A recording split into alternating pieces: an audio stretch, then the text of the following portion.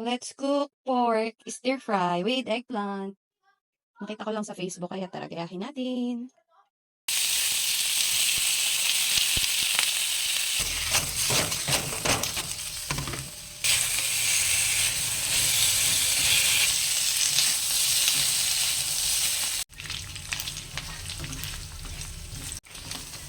Pag brown na, lalagyan na natin ng paminta. 3 tablespoon yung nakalagay dun sa video pero tinansya ko na lang tong akin. Kasi tinatamad na ako magsakat. Grabe yung oil. Actually, dapat pork belly to kaso wala kaming mabili kaya liempo na lang. Carry naman. Ang dami niyang oil eh. So, haluin lang natin ulit. Tapos, add tayo ng soy sauce. Ito, inano ko na to.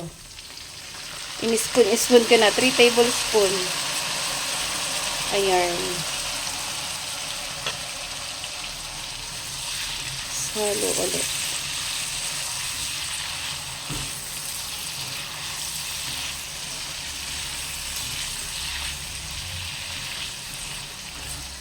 Nabawasan yung talsik ah. Kanina nung walang soy sauce, grabe talsik. Ngayon medyo naglesen. Tapos add tayo ng water. Pagka-add ng water, takpan lang natin hanggang sa maging tender yung pork.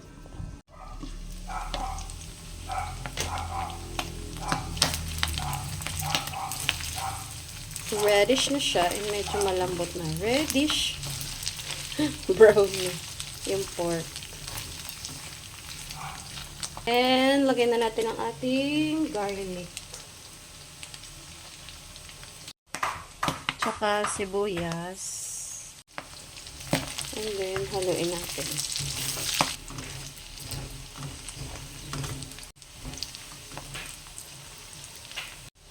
I-add na natin ang ating mga talongs. Tatlong ano to ah. Tatlong talong. Ang kinamit ko na hiniwa ko ng paganyan. Tapos haluin natin.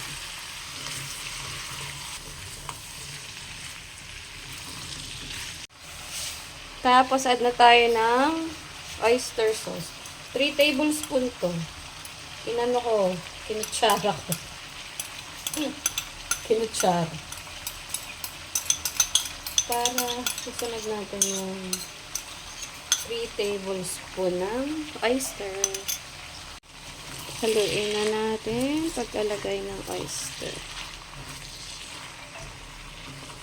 Ako, ewan ko na lang. Kung hindi pa tumasa. Tsari. Tapos, takpan natin. Then, lutuin natin 2 to 3 minutes. After 3 minutes. Okay.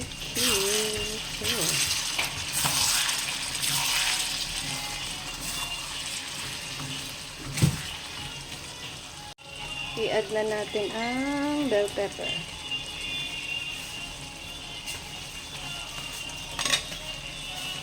Huh?